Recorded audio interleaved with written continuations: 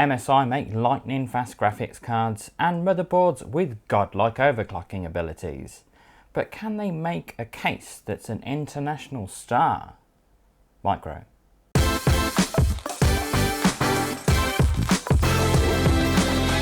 Welcome to BitTech and this review of the MSI Velox 100R.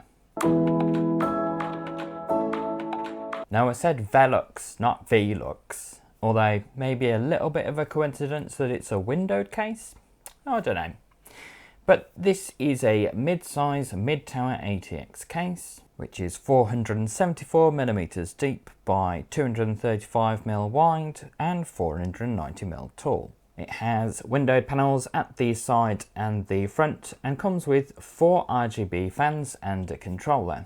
There is also an Airflow 100p version that doesn't have the glass front panel but a ventilated one and doesn't have RGB fans at the front. It can take CPU coolers up to 175mm tall, GPUs up to 380mm long and PSUs up to 220mm long, but they say that's without the 3.5-inch drive cage that sits under the PSU shroud. The front I/O on the case has power and reset buttons, power and hard drive LEDs, separate headphone and microphone jacks, 2 USB 3 Type A ports and a USB 3.2 Gen 2 Type C port, as well as a button to change the RGB modes for the 4 included fans.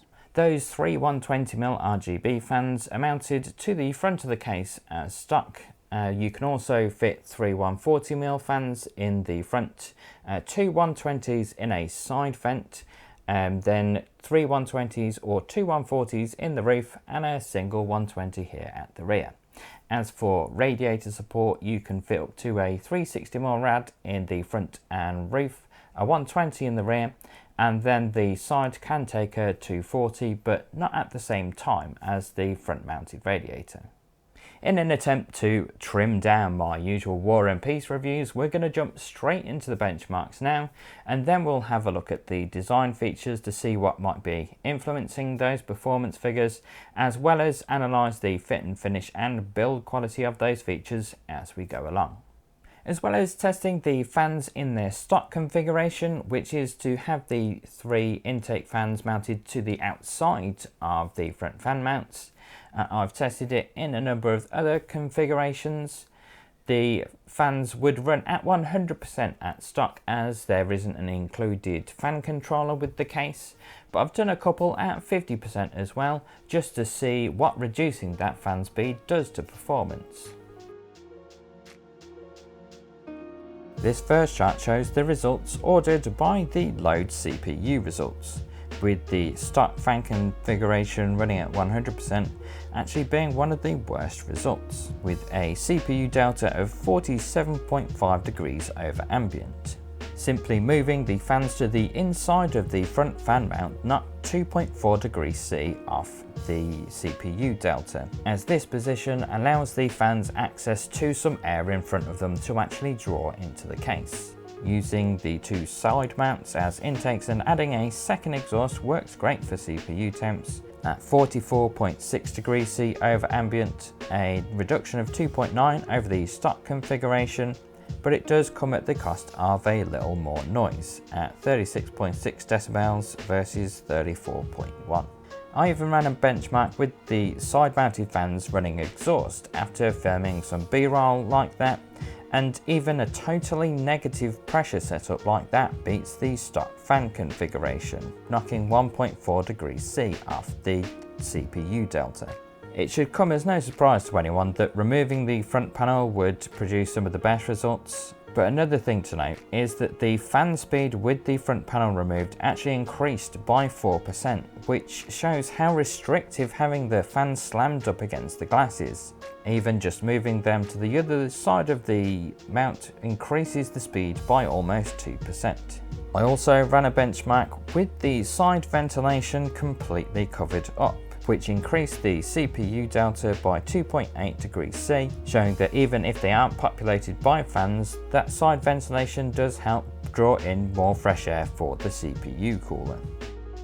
Turning our attention now to the GPU temperatures, and we can see that the stock configuration is actually the worst of all those tested. Only covering the side vent could make it any worse, and that was more just a scientific study and not something you would ever do with the case. Using the included vertical GPU mount didn't really do anything to improve GPU temps, and although the difference isn't as big for the GPU as with the CPU, either moving the fans to the other side of the front mount or using the side vent will help the GPU temps. It's not performing badly per se, just not as it could do right out of the box. Taking a look at how it compares to the other two cases we've reviewed so far, the MSI Velox 100R comes out at the quietest case in its stock formation, at 34.1 decibels, compared to the Silent Base 802 with its middle fan profile at 35 decibels in its silent formation and 36 in its airflow formation. And then the Corsair 7000X at 38 decibels set to the balanced fan profile. If we look at results where the cases have about the same noise profile, at stock and with the fans mounted to the inside of the front, the Velox 100R puts out a similar noise level to the Corsair 7000X on the 0 RPM fan profile, and the Silent Base 802 in its silent formation with the fan set to low. At this noise level, the 100R soundly outperforms the 802 in both formations, and whilst they also edge out the 7000X on CPU temperature, the stock fan formation on the 100R can't quite match the GPU temperature of the 7000X, with the inside front fans only just missing out with a 0.6C difference. Both front fan formations with the fan set to 50% get around 32 decibels, which is similar to the Corsair 7000X with the airflow front panel from the 7000D set to the 0 RPM profile, and while reducing the speed of the fans will cut the noise, it also cuts performance, with neither setup of the 100R getting near the 7000X's performance, albeit not in a formation that you would normally find on that Corsair 7000X. So the performance of the 100R is pretty decent then, especially when you move the fans away from that front glass panel. I mean, glass panels can work as long as there's enough room in front of the fans for them to take air in from. And even just moving them back a little does improve the performance significantly. So it's surprising MSI choose to send the case out in what's probably the worst configuration with the fans supplied. In particular, against that Silent Base 802 and 7000X, it fared fairly well, only really being beaten by the quite expensive 7000X. And the price, I'm not going to tell you yet. Have a guess. With those results in mind, the kind of top of the line cases from Corsair and Be Quiet, and the general gist of what this case has to offer, what do you think it's worth? What are we talking about here, a pound? 2 pounds? Put a comment down below and we'll have a look at exactly what makes up this case, and you can see if you're right at the end of the video. Taking the case out of the box, it seemed extremely light, especially for a case with 2 glass panels to it. And then on further inspection, a lot of the panels seem to be quite flimsy. Although it was tricky to get my calipers in somewhere that I could measure, the steel used is between 0.7 and 0.8 millimeters for most of it, with some parts like the vertical GPU bracket and the rear panel being a bit thicker, about 0.9 millimeters thick. Some of that apparent thinness and flimsiness probably comes from almost every square inch of this case being ventilated, even bits that don't need to be, like the top of the PSU shroud. I mean, there's no ventilation under the case other than for the PSU. Bits that seem a lot sturdier, like the 2.5-inch drive bays on the back of the motherboard tray, the vertical GPU mount and rear panel, they aren't really any thicker at all, if only slightly. There's actually just more material there to make it seem more sturdy. That vertical GPU mount came in a box that was put inside the main chamber of the case, but it wasn't tied down, so it was able to bounce around while in transit, and there was actually some damage to the box from that, so I was very lucky to get the case in one piece, especially with glass side panels. The front I/O is very spaced out on top of the case. That USB Type-C port is almost halfway down. I mean, these are meant for easy access. If you've got that under the desk, that's not going to be very easy to access. The power button on that front I/O is recessed into the case a little, which makes it a bit awkward and cumbersome to push. The reset button then sits flush with the top of the case and is actually easier to push. It's a little strange, as normally the reset is made more difficult to push than the power button, so it's strange MSI have gone that way. If we move round to the back of the case, I could actually remove the thumb screws by hand. No tools required at all. And even better, the thumb screws are retained in the back panel, so they're not going to drop off and roll under the table or between some floorboards and get lost. As well as those two rear thumb screws, the back panel secures to the case using two small screws that are attached to the front edge of the rear panel that then slide into notches at the front of the case. But there is nothing securing either the top or bottom edges. So although it's one of the thicker panels on the case, it will be prone to bulging if you've got a lot of cables back there. Now, I thought this would be quite a problem, but in changing the case around a lot and taking the back panel on and off quite a number of times, I actually quite like the mechanism because it's almost like a hinged rear panel. So you can slide those two screws into the front of the case at an angle, then just push the rear panel in with one hand and do the screws with the other. It's quite an effective system and it doesn't bulge too much. In that rear panel we also have the ventilation for the side fan mounts, although you only get 90mm width of ventilation for those 120mm fans. So I would have preferred that to have been extended a bit, but what ventilation there is fairly well ventilated. It's not amazing, but it's also not terrible. The RGB controller that's supplied with the case is a bit simple. A lot of the modes on offer are just the different colours of the LEDs. It does have this MPG colour scheme here, but then that doesn't really work properly on this side LED strip.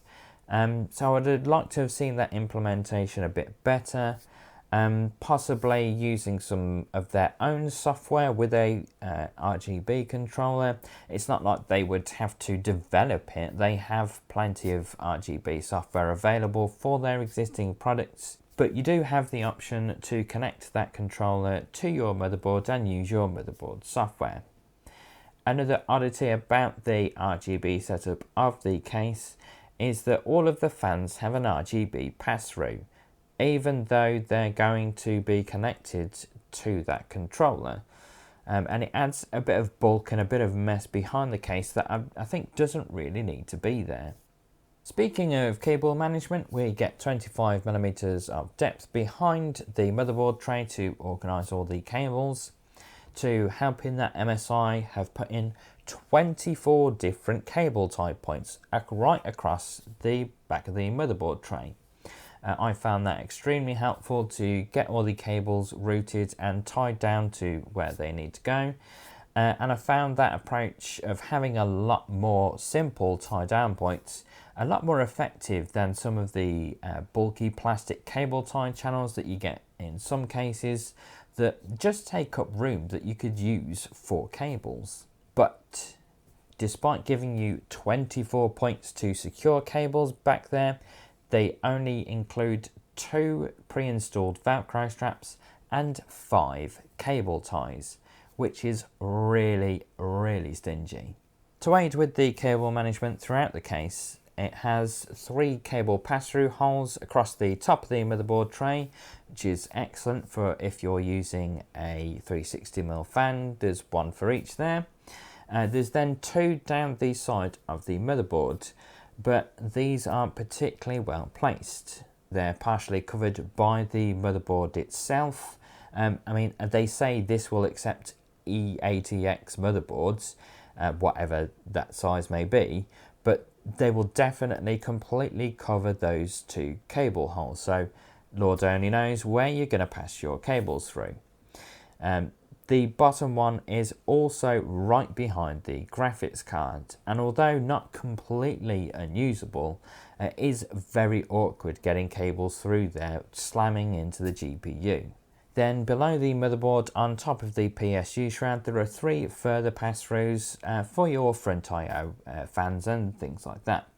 At first I thought they were a little too far forward, but they're actually very well placed for where the connector ends and the cable can then go through them. It is a bit awkward for USB 3 connectors though, but they are pretty awkward in general. The PSU though sits very close to the top of that PSU shroud, making it quite awkward getting the cables in there. With the PSU in place, you could put the cables through first and then the PSU, but then you've got the cables in the way of the PSU and there's very little room to get it in there. It's awkward as it is. So I would probably put the PSU in first and then figure out getting the cables through. Then just above that we have the 2.5-inch drive bay mounts. These mount onto rubber washers which will help dampen vibrations from any spinny disk hard drives that you mount to them. And then below the PSU shroud we have a 3.5-inch drive bay which can fit 2 3.5-inch drives or 2 2.5-inch drives. This drive bay can be moved between 2 positions and is secured using 2 screws on the underside of the case. The forwardmost position gives you 40mm of room in the front for radiators and fans, and then 260mm space behind it for the PSU and cables. Or in the most rearward position it gives you 70mm of space for radiator and fans and 230mm of space for PSU and cables. That 3.5-inch drive bay is one of the thinnest, most flimsy parts of this entire case. It's not too bad with the hard drive sled installed and it's screwed to the case, but outside on its own it's so thin and flimsy it would very easily be damaged if you were to drop or accidentally stand on it. It's only tall enough for one hard drive sled as well, the other hard drive having to be mounted directly to the top of the metal cage. The underside of the PSU shroud isn't that tall, but it's certainly tall enough for them to include a hard drive cage that can have 2 sleds in it for easier access. Although the hard drive tray itself is a really cheap plasticky contraption, it's not very nice at all. There's also no vibration dampening on the sled, not on the frame, no rubber washers provided, unlike the 2.5-inch dry sleds, but at least it is toolless. There's not an awful lot of room under the PSU shroud, and with the hard drive cage in place even less so. As I said earlier, the PSU is very close to the top of the shroud, so you can't hide cables on top of the PSU, which is something I like to do fairly often, so it's all got to go in that front section. I did build the system up including a 3.5-inch drive in the bottom and a 2.5-inch drive behind the motherboard tray, along with the power and SATA cables, just to see what it was like. And it did get very cramped back there and there wasn't a lot of space to get everything in, and the side panel did bulge quite a bit. So maybe if you are somebody who needs some mass storage, this might not be the case for you. Next to the hard drive cage, I found the cable for this side LED strip just dangling about, very close to that bottom fan. There's no places to secure it to the case or route it round and make sure it doesn't get caught up in the fan or in the way. Budget cases like the Fantex P360A, which have a similar LED strip, have little hooks punched into the front of the case to route that cable and out of harm's way. The front panel removes very easily to allow access for that front fan mount, although I would have liked to have seen that side bit a bit more open. The glass itself is only 3mm thick, and it doesn't look great. It does look a bit on the cheap side, especially with this very nasty feeling handle on the glass side panel.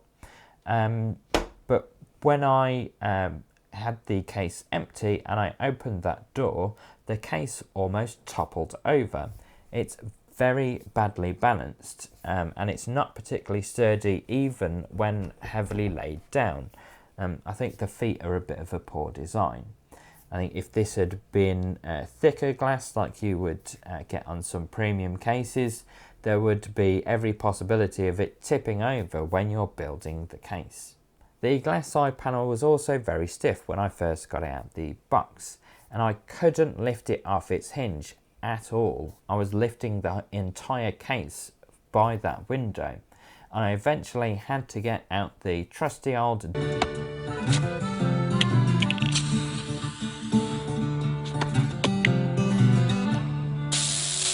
to lube up those hinges and get the panel off. The hinges are also very tight, which doesn't help. The rod inside is a little on the rough side. They should really be lubricated from factory to help with that, but they could also do with maybe being a little looser and polishing up that rod a bit to help with opening and lifting it off. The hinges aren't offset either, so you have to get both of them lined up perfectly to get the door on, which is a little bit awkward.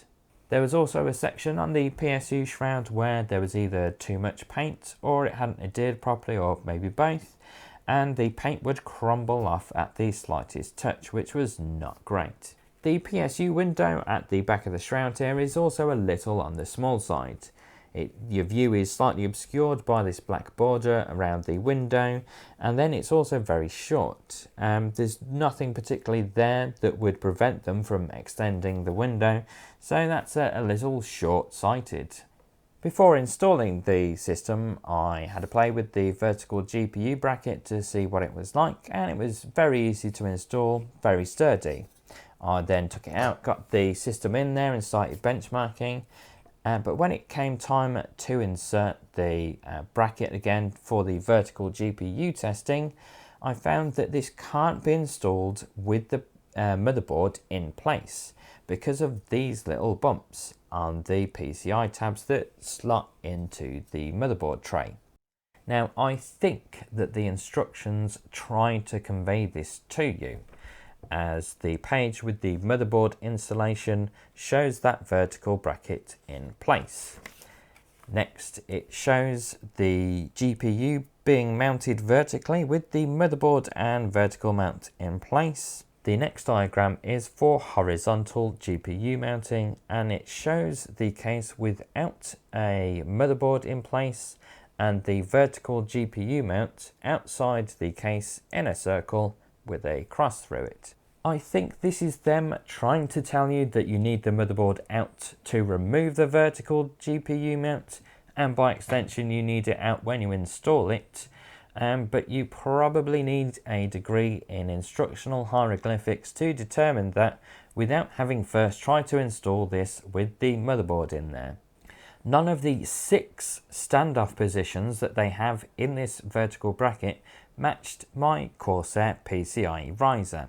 That's probably a nice little trick to get you to buy a Cooler Master one, but that was quite annoying. I just had to secure it to this back one and then have it resting on these at the front.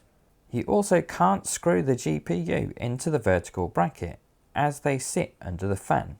Thumb screws might work, but they don't provide you with any, and if you haven't got any thumb screws, your only option really is to install the graphics card into the vertical bracket before installing the bracket into the case. But if you do that, you're blocking off the bottom of the motherboard, so you can't get any of your front I/O or fans RGB connectors in place. So you're going to have to put the motherboard in, connect everything you need to on the bottom, move it to one side, install the vertical bracket with the GPU, and then move the motherboard back over and screw it down. It's very awkward. It's nice that they provide you with a vertical GPU bracket, but the implementation is pretty awful. The 4 RGB fans that come with the case aren't named anywhere, and neither are any specs provided either in the press pack or on the website. The only thing I've been able to determine is that they run from about $650 to $1,350, and they're pretty cheap feeling. The corners of the fans have some vibration dampening, but it's foam and not rubber, and that foam has already been permanently indented from where the fans are positioned in transit. The cables are also thin as hairs. The fan blades themselves though have quite an interesting design. The top of the blades are completely smooth, but then on the trailing edge there are notches taken out of them, and then the underside of the blades are completely rough and have little bumps on them too. Rib for her pleasure. Ew. The rear fan, which here is off only to stop it blowing in my microphone, it was on at all of the times. It can be moved up and down to better align with a tower CPU cooler. It can only move about halfway in the holes provided though, as they've been slightly misaligned. Up on the top fan mounts there's a magnetic fan filter. They've not yet cottoned onto the offset magnet strip where it doesn't interfere with the screw heads, although this more traditional approach does mean that the magnet isn't blocking off any additional airflow space. There's also oddly a third row in between the 140 and 120mm mounting positions towards the back of the case. It looks kind of like they were meant to offer a different offset for the 120mm fan mounts, but then forgot to put the other mounts in the other side. But it could just be because they wanted to ventilate the space in between the 140 and 120mm fan mounts, and that punch-through design possibly adds a little more rigidity than the cutout hexagons. As I mentioned earlier, the top of the PSU shroud is ventilated, and there's also mounting holes for 3 120mm fans, but they're not mentioned in any of the material for the case at all. And that's likely because there's not a lot of air for them to get from under there. The only ventilation under the case being for the PSU, and then a small amount from that lower front fan. That's probably left over from a larger case that uses the same tooling for the top of the PSU shroud, where there would be sufficient air to justify those fan mounts. But it's certainly an interesting little point. If you were going to mod the case, you could move the PSU elsewhere and mount a radiator on top of or underneath that PSU shroud. Attaching fans to that side ventilation can be a little awkward. The mounting holes towards the front of the case just sit behind the lip of the chassis a little bit, so you have to get your screwdriver in there at an angle. If it's particularly fat, that could be quite awkward indeed. I would have liked to have seen them just take a notch out of there so you can get your screwdriver in straight, or just move them a few millimeters to the side so access isn't a problem. Aesthetically, the MSI Velox 100R is a pretty bland and generic case. Take the MSI badges off and you'd struggle to pick it out from the crowd of RGB windowed cases on the market today. If I didn't know any better, I would have said it was a Deepcool or GameMax, someone like that. It's inoffensive, but uninspiring. But what about the cost? How much did you think it was going to cost after the benchmarks? How much do you think it's going to cost now that we've gone through the features and the fit and finish of the case, or in some circumstances, the lack thereof? Have you changed your mind? Because this case costs £130, which for a case of this build quality is just staggering. It's verging on the outrageous. Price is wrong. There's no way in hell that a case of this build quality should cost any more than £60 to £70. Definitely nowhere near double that. At that price point, there's loads of cases that are built to a much better quality standard than this MSI Velox 100R. We have cases like the Cooler Master H500P Mesh, Fractal Meshify 2, the Corsair 5000D is starting to come down to this price bracket, the O11D if you want to be like everybody else, the Fantex P500A. I mean, this is about the same quality as a P360A, but charged at a P500A price. It's ridiculous. Then if you come down in price a bit, you've got cases like the Be Quiet 500DX, that's £100, as is the Lancool 2 Mesh, both solid cases. Budget cases, we've got the Fantex P360A, P400A, the 4000D, the Masterbox TD500 Mesh, the Lancool 215, some of the older Fractal cases, Meshify C, H510. So many cases that are either the same price and so much better built, or about the half price with similar build qualities. I don't know what MSI were thinking when they priced this case. I mean, other than the huge profit margin. I mean, the performance is good, but you can't price a case on performance alone, and it's not even that outstanding. They couldn't even get the fans in the right place. MSI haven't done anything in the case market to warrant that sort of premium, and the makeup of this case is anything but premium. It's cheap, it's flimsy, and if you pay any more than £80, you're getting fleeced.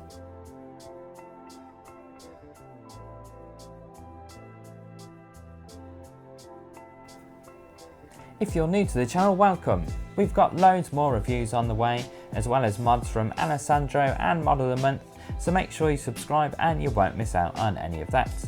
If you've liked today's video, give it a thumbs up, comment down below what you think of the 100R and what's the worst case that you've ever bought and why. You can also follow us on Facebook, Instagram and Twitter for all the latest tech news and reviews, links of which will be down below, along with the link to our Discord server and our merchandise store, where you can pick up a sweet BitTech t-shirt, hoodie or sweatshirt, or even a BitTech mug. So that's it from me and the MSI Velox 100R. I'll be back soon with another review. Until then, take care folks. Catch you next time on The Price is Wrong. See you then.